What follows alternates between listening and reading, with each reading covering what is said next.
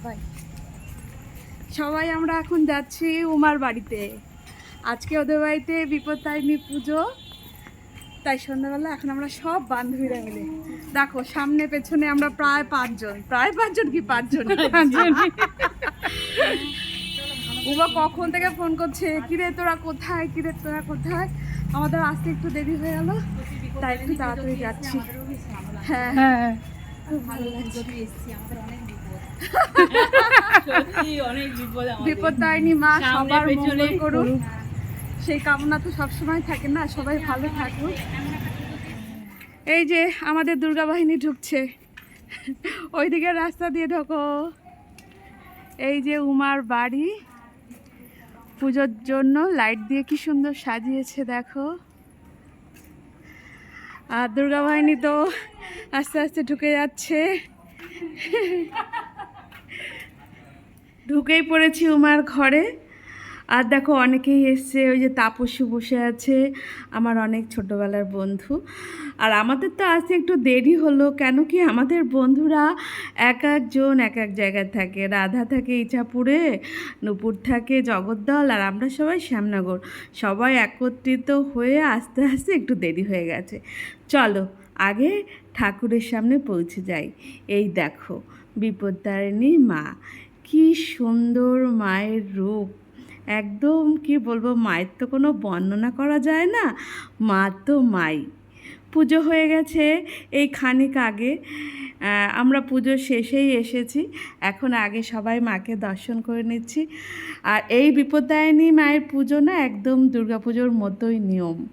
108টা নৈবেদ্য সাজিয়ে দিতে হয়, পদ্ম ফুলের মালা, নাড়ু, খই, উপরা যা যা লাগে সবই করেছে উমা অনেক দিন ধরেই। আর প্রায় 1 মাস আগে থেকে চলে ওর ওই পুজোর মানে তোড়জোড়। কারণ একটা পুজো বাড়িতে হলে তার তো প্রচুর নিয়মকানুন থাকে, সব কিছুই অনেক দিন আগে থেকেই শুরু করে দিতে হয়। ভালো লাগে বাড়িতে পুজো হলে। আর ওর বাড়িতে পুজো হয়, আমরাও বেশ আনন্দ করি, সবাই মিলে আসি।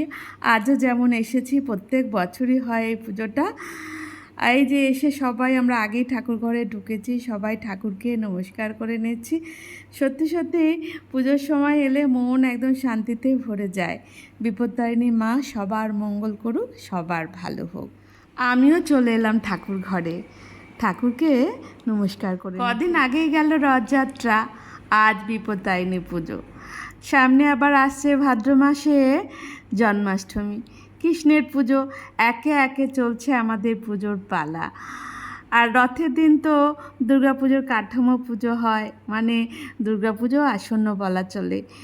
আমরা পুজো আশা নিয়ে বাঙালিরা বেশ ভালোই মেতে থাকি সারা বছর। প্রণাম পর্ব শেষে মায়ের সাথে একটু ছবি তুলতে চলে এলাম আমরা সবাই, আমাদের সব বান্ধবীরা একসাথে। মা পাশে থাকলে তার সন্তানরা সব একসাথে কেমন দেখতে লাগছে বলো তো আমাদের। মা সব সময় চায় তার সন্তানদের কাছাকাছি রাখতে, ভালো রাখতে, আর আমরাও মাকে জড়িয়ে থাকতে চাই। তাই মাকে সঙ্গে নিয়েই আমাদের একটু ছবি তোলাও হলো। সবাই মিলে একসাথে এসে বসে পড়েছি। আর এখন আমাদের শুরু হয়েছে খোশ গল্প। এতজন বান্ধবী একসাথে থাকলে গল্প হওয়াটা তো খুব স্বাভাবিক। আর তাছাড়াও আমরা বাড়িতে থাকলেও ফোনেও কিন্তু কনফারেন্সে সব বান্ধবীরা একসাথে গল্প করি। বন্ধুদের সাথে গল্প করলে আমাদের কাজের যেন একটা অন্য রকমের উদ্দীপনা তৈরি হয়। তা আমরা বাড়িতেও থাকলেও সেটা করি ফোনে, আর একসাথে থাকলে তো গল্প হয়, সেটা তো কোনো কথাই নেই।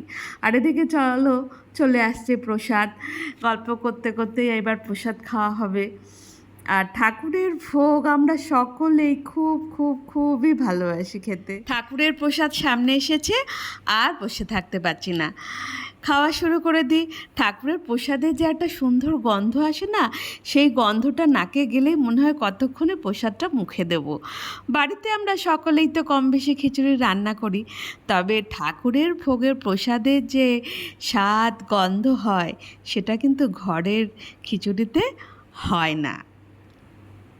প্রথমেই আমি খেয়ে নিলাম ফল প্রসাদ, তরমুজ, বেশ মিষ্টি তরমুজটা। এখন যদিও বা তরমুজের সিজন নয়, তবু কিন্তু খুব ভালো। ওই যে বলছি প্রসাদ, তার তো স্বাদ অন্যরকম হবেই।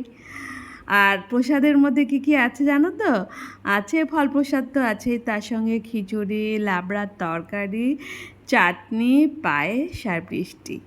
প্রত্যেকটা খাবারই আমার খুব পছন্দের খাবার, কিন্তু যদিও আমার খাওয়ার টাইমটা একটু দেরিতে, মানে রাতে তো আমরা একটু দেরি করে খাই, আজকে অনেক তাড়াতাড়ি খাচ্ছি, তবুও খুবই ভালো লাগছে খেতে। একদম মনের শান্তিতে খিচুড়ি প্রসাদ খাচ্ছি। আর আমি তো খিচুড়ি খেতে ভীষণ ভীষণ ভালোবাসি। তবে এখন তো গরম, খিচুড়ি খেলেই প্রচুর জল খেতে হবে, সেটা খাবো। আর দেখো উমা পুজো করেছে, আজকে সারাদিন উপোস ছিল। আমি ওকে জিজ্ঞাসা করলাম, কিরে প্রসাদ খেয়েছিস? ও বললো হ্যাঁ আমি খেয়েছি। তাহলে উমা আসি, টাটা, খুব খুব ভালো থেকো। শুভরাত্রি। শুভরাত্রি, সবাই ভালো শুভরাত্রি। থাকিস। একদম একদম ভালো মতো বাড়িতে যাবি। একদম, ওই দেখো সবাই আগে এগিয়ে গেছে। চললাম। কি ভালো লাগছে, বাড়িটা পুরো সাজিয়ে দারুণ লাগছে। দারুণ লাগছে। খুব সুন্দর।